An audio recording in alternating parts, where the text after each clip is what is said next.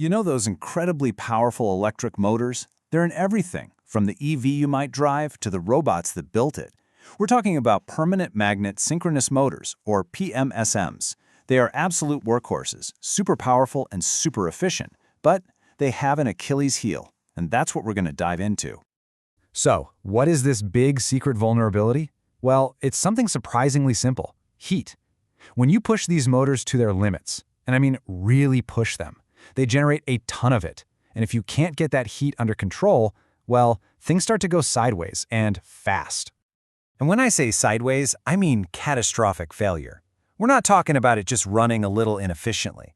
Get them too hot, and the permanent magnets, they can actually lose their magnetism, for good.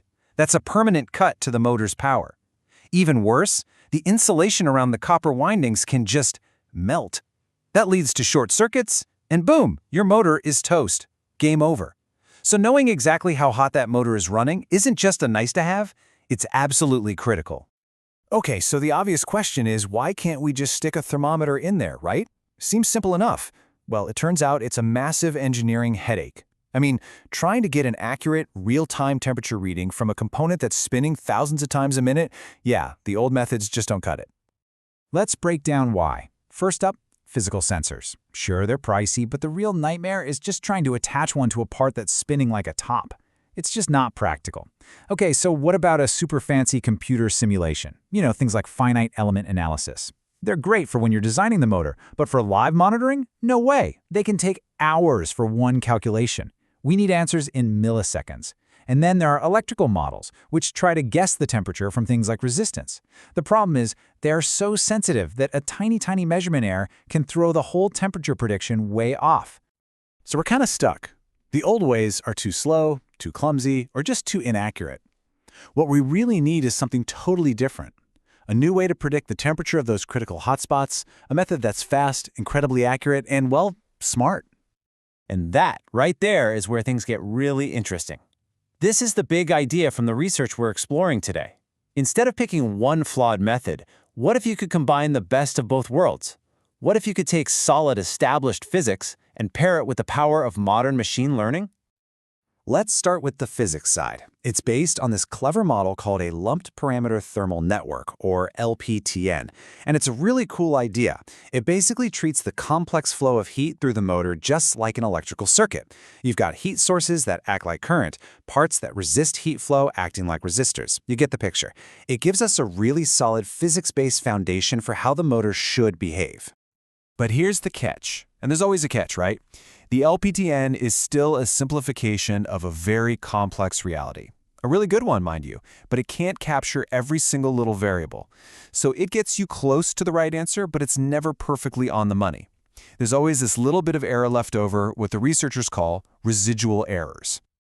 And that is where machine learning gets to be the hero of the story. The researchers bring in a smart AI, technically a nonlinear function, whose entire job is to clean up the physics model's imperfections. It learns to predict the exact errors the physics model is making. It's like a partner that's constantly watching, seeing where the physics is a little bit off and saying, nope, let's correct it right here. Now, this hybrid idea is pretty great, but the researchers didn't just stop there. They actually built two different versions of this idea to have them face off against each other. So let's meet our two AI challengers. In one corner, we have the Hammerstein model. Think of this one as the gatekeeper. The AI does its work up front. It corrects the raw data before it even gets to the physics model. It's all about pre-processing. And in the other corner, we have the NLARX model. This one is more like a coach. It works right alongside the physics model, using feedback. It looks at the current situation and what just happened, the past predictions, to make adjustments in real time. Two very different strategies, one big goal. So it's time for the showdown. The big question is, which one is actually more accurate? The researchers put these models through their paces on a real, beefy 200 kilowatt motor, running it through some pretty demanding, realistic driving cycles. So, let's get to the results. But first, before we see the numbers, we need to know what good even looks like.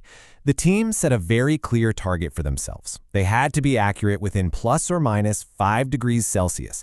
That's the magic number. So keep that 5-degree window in your head. And wow, here are the results. This table shows the average error for the two most critical spots. the windings, which is the hottest part, and the permanent magnets, the most sensitive part. And look at those numbers. Remember that 5-degree target? They didn't just meet it, they absolutely smashed it. We're talking errors around just 1 degree Celsius. That is a fantastic result. But if you dig a little deeper, you start to see some interesting differences. When it comes to predicting the temperature of the windings, again, the hottest part of the motor, there was a clear winner. The Hammerstein model, our gatekeeper, came out on top. It was just a little bit more accurate. This chart makes it really clear. You can see the Hammerstein model's bar is just a little bit lower. Now, that might not look like a huge difference, but believe me, in the world of high-performance engineering, every single 1/10 of a degree matters. That's a real win. But the story isn't over. There's a plot twist. When the researchers looked at the other critical component, the really temperature-sensitive permanent magnets, well, the tables turned. This time, the NLRX model, our coach, actually pulled ahead with a slight edge. And again, the chart tells the story. The NLX model's error was just under 0.7 degrees Celsius, which made it the champion for predicting the magnet's temperature. So this is really interesting, right? It shows there's no single best model overall. It really depends on what specific part of the motor you care about most. So let's wrap up this competition. What's the final verdict? Well, first off, both models are winners. They both blew past that accuracy target, which is a huge deal. But they specialize. The Hammerstein model is your go-to expert for the windings, the absolute hottest part. The NLRX model, on the other hand, is just a little better for the delicate magnets. The big takeaway is that there's no one-size-fits-all answer here. The right choice depends on which component you're most worried about protecting. Okay, so this has been pretty deep in the weeds of engineering, but let's pull back for a second. Why does all of this matter in the real world? Why do we care so much about chasing down an extra degree or two of accuracy? Because the impact is enormous. When you know exactly how hot a motor is, you can push it harder. You can squeeze every last drop of performance out of it safely without worrying about burning it up. It means preventing a sudden, scary failure while you're driving your EV. It means your motor lasts longer and becomes way more reliable. And it even lets you build smarter cooling systems that only work when they absolutely have to, which saves energy. It really changes everything. And this leaves us with a big, provocative question to think about, doesn't it? We're always chasing better hardware, stronger materials, new designs. But what if the next real breakthrough in performance isn't in the hardware at all? What if it's in the software and having a smarter, deeper, and more predictive understanding of the amazing machines we've already built? Something to chew on. Thanks for joining us for this explainer.